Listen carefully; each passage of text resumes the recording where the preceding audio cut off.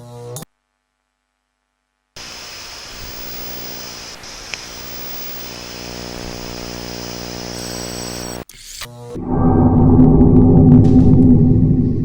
right, good to be here. Thank you for the invitation again, Ben. So I'm Boo. Today I came here representing Snow Crash. Snow Crash is this crazy thing that we experimented with at Flag CX for the past 10 years. So when the first VR days happened in 2014, we were already operating officially for about 4 years. So I came here today to give you my personal testimony about the VR industry.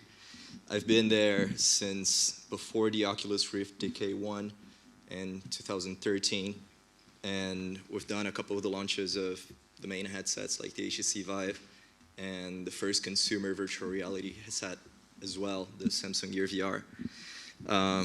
And at Snow Crash we tend to be a little bit secretive about what we do, but we've been also hosting official Unity events for more than 7 years in places like Los Angeles, Sao Paulo, at M.I.T, Media Lab in Massachusetts, and in Stockholm as well, in partnership with VRSci.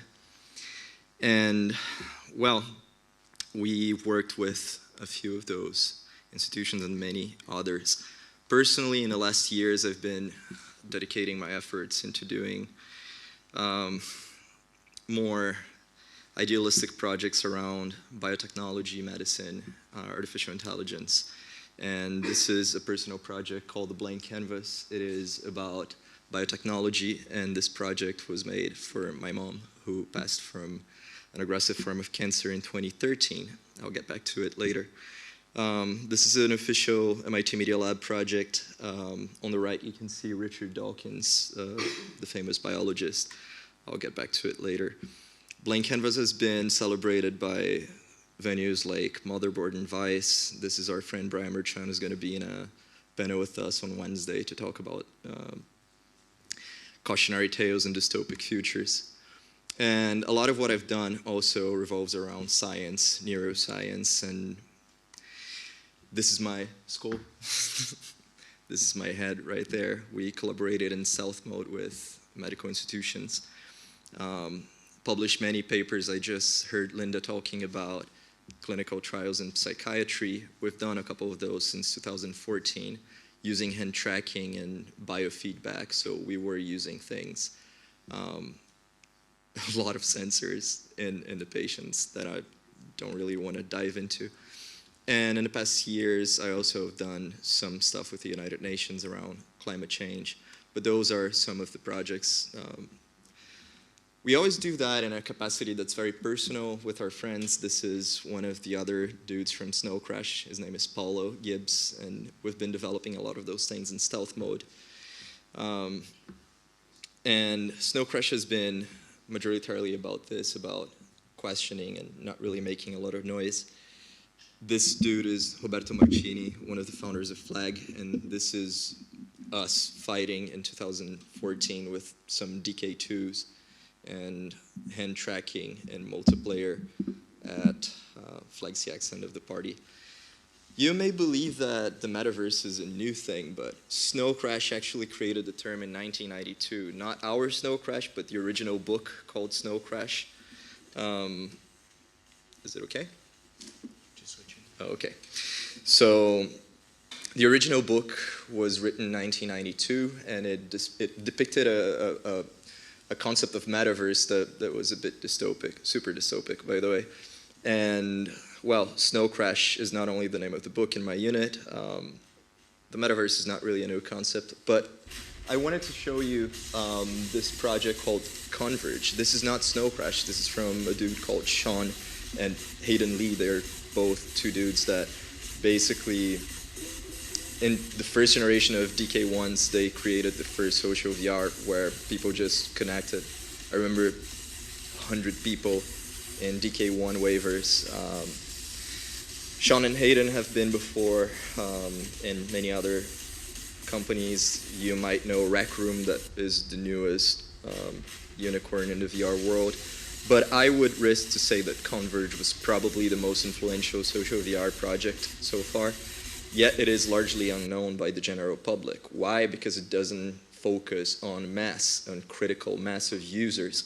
But things like Tiltbrush were pitched inside Converge before everybody else knew what Tiltbrush was. It wasn't owned by Google back then. But anyway, so I'm showing a bit of this to show that a lot of people in the XR industry, especially the peeps that come here at VR Days, which is a very nice independent event that just connects this community very well. We come here to share a bit of those things, and a lot of people don't focus so much in critical mass. 17, right after we did Vision Summit. I'm going to come back to Vision Summit later. But I think my story with the VR industry in those 10 or so years goes from academic formation in Sao Paulo to the industry fostering years, which included a lot of launching the first VR headsets and making sure we had a thriving industry that could, help people have a business. And then when VR was somewhat set, after the launch of the Gear VR especially, I decided to focus on more idealistic projects around climate change and biotechnology and AI. And I'm going to come back to AI as well. Now I live what I call the break or repentance, total dystopia. So I think in my career, I lived all this moment up to 2018 in complete naivety, and then I had this experience of, wait a minute, what the fuck is going on? So this is Vision Summit in 2017. Snow Crash was at that year presenting the cognitive VR experience, which was, I'm going to show a little bit of it. With Watson and cognitive computing to solve real-world problems. We wanted to mix those two technologies together and give presence to IBM's Watson. Hey Watson. What can I do for you? Tell me more about yourself. I am a question-answering computer system capable of answering... Shut up, Watson. Okay, I'll just shut up now. Like, the whole role of AI is just to make our lives easier, to be able to feed data into Watson and use things like deep machine learning to But in that year, we were asked by Unity to present our vision along with Nicola Melo, the head of AI from Unity, at Vision Summit, the first event where you had Palmer Luckey and Oculus and HTC and everybody there kind of doing this big launch of VR as a medium. And, well, this is from 2017. Thank you.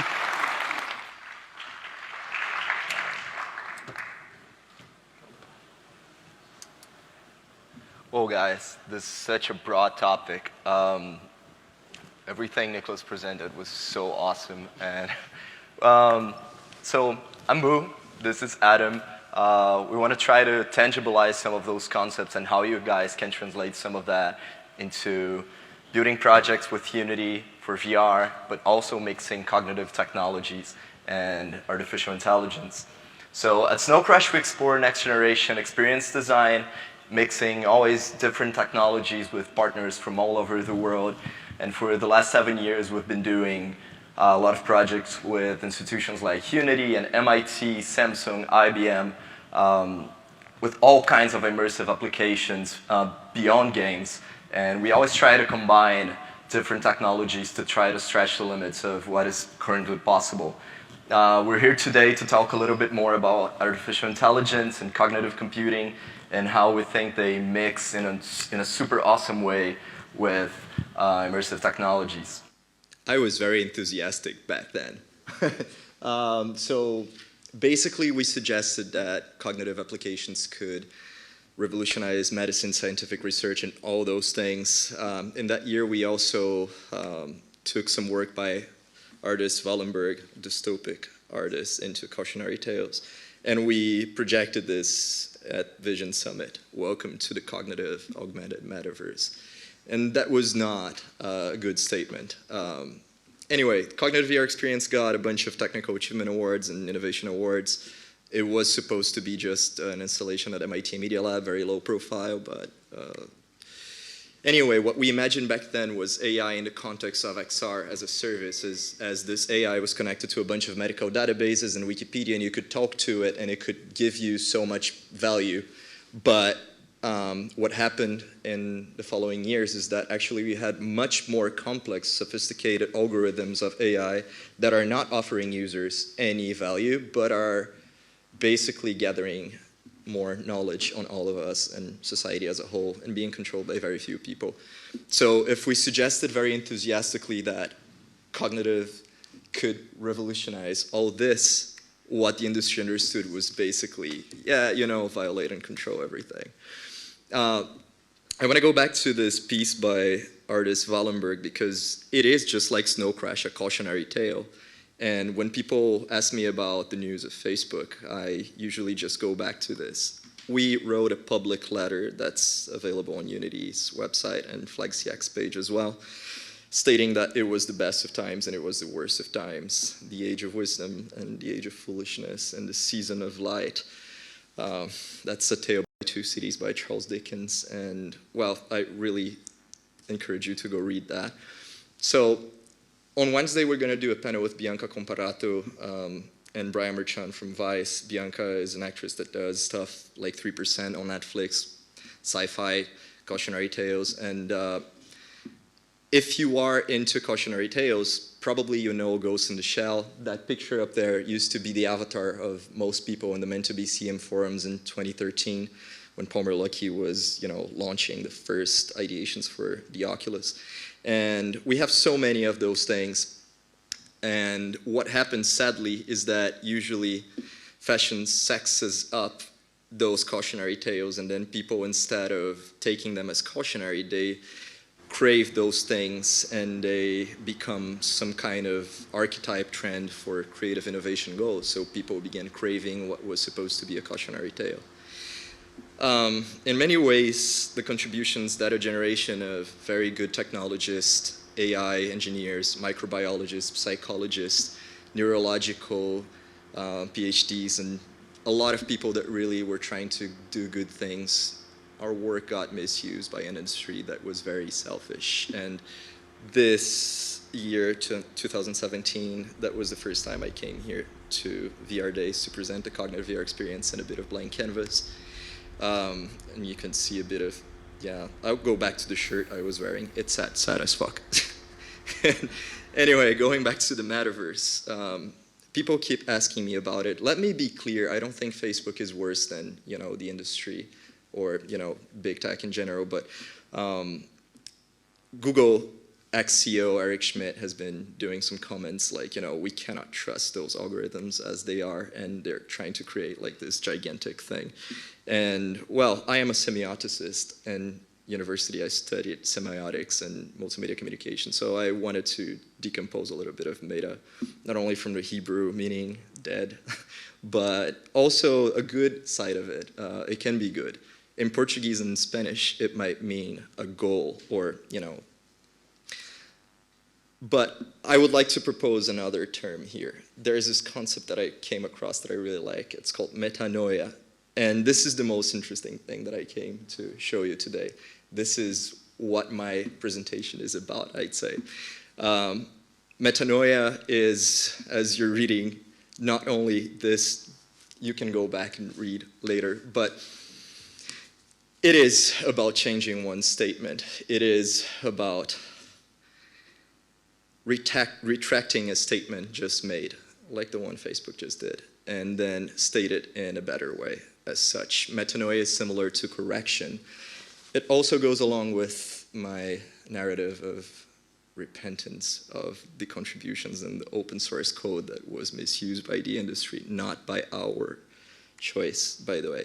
Well, Timmy is here, very dear colleague, a personal friend that I really learned to love, and he has a story with eye tracking many years ago.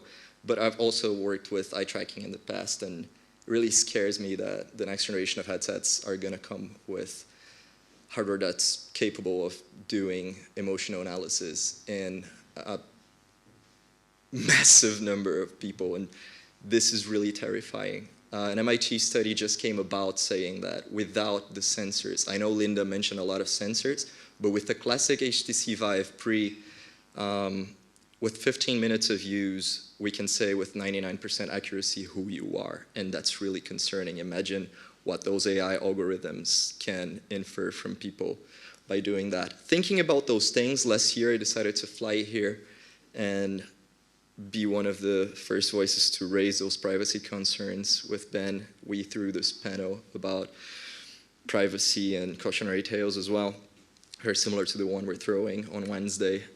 And well, I wanted to give a little bit on Snow Crash main mission. And back in 2015, me and Martini wrote the manifesto of Snow Crash, what we wanted to do in the next 5 years, and who we were. And we said we wanted to work with AI and companies like IBM and help shape the immersive industry. And we worked with everybody we wanted to work with HTC, with Oculus, with Facebook, with Magic Leap, with everybody basically. We were doing projects. And this was part of our 5-year roadmap, but I wanted to express a little bit of break with consensus reality here today. When I came here the first time to premiere Blank Canvas at VR Days, it was the same year my grandpa passed, and the Blank Canvas was in many ways a project that I did because my mom passed from cancer. We were sharing the stage with Richard Dawkins in the biggest VR event of the decade, probably. Sorry, Ben. And yeah, I was there sharing the stage with Richard Dawkins, the dude who wrote Selfish Gene, and that I really looked up to, biologist, with this biotech project. And a synchronicity happened. My grandpa, who was a very spiritual dude, passed in the same day. And that made me think a lot. I almost didn't give my keynote at Vision Summit. Yeah, it was one of the hardest things I've ever done. And then I went back to why I was doing this.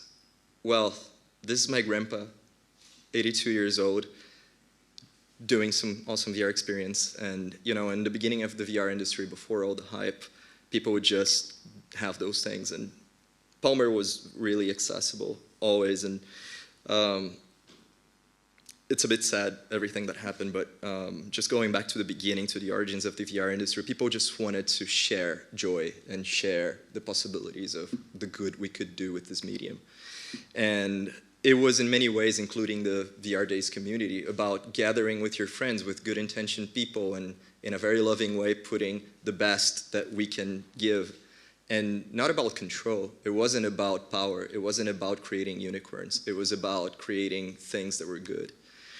And I constantly have to go back and go back and go back. I just wanted to say that a lot of the things that the industry is presenting now, it's really old tech. It might be new to the new generations, but just to give you an example, this is from 2013, and it's already markerless augmented reality, as the industry call it now, mixed reality, but it's just markerless augmented reality, 6 degrees of freedom, low latency. So you can imagine that, you know, next generation MR headsets will begin to roll like this with probably Ray-Bans and things like that. And the reason why it takes so long to roll out is because sadly it's not only about those developments. There are algorithms being put in the back of it because a profit needs to be made and information will be mined, and the AI behind it really scares me. I went back more, and well, the sword that I was showing is very similar to the one from my university at the PUC São Paulo. But anyway, just going back to the break and repentance mode here, I think those academic years from 7 to 11, they're really rich, and probably my favorite years in the industry were between 2013 and 15, when everything was just beginning, and there was a lot of naivety and good-hearted people, intentions, and back then we did things like the launch of the Gear VR for Samsung. In the bottom there's a dude called Ronaldo Lemos, a lawyer from MIT Media Lab, who was behind one of the pioneer legislations on the internet that talks about freedom. And we wanted him to be in the panel Wednesday, but he was in a meeting with President Macron and friends. And well, we believe there is a lot of good intentioned people out there trying to, you know, steer this in a meaningful way. But as it stands today, I am a bit pessimistic on the outlook of this. This is Brandon ₘₑₚₐₙ, co-founder of Oculus, friends with Palmer, and Facebook just killed Oculus. It's official. Oculus is no more. So I guess just like that, I came here as Snow Crash to turn a page. Oculus is dead. Snow Crash is probably dead. I'm here declaring the end of a personal era, and long live Snow Crash, I guess, but I had one last thing to say. Love beats data. Thank you, guys.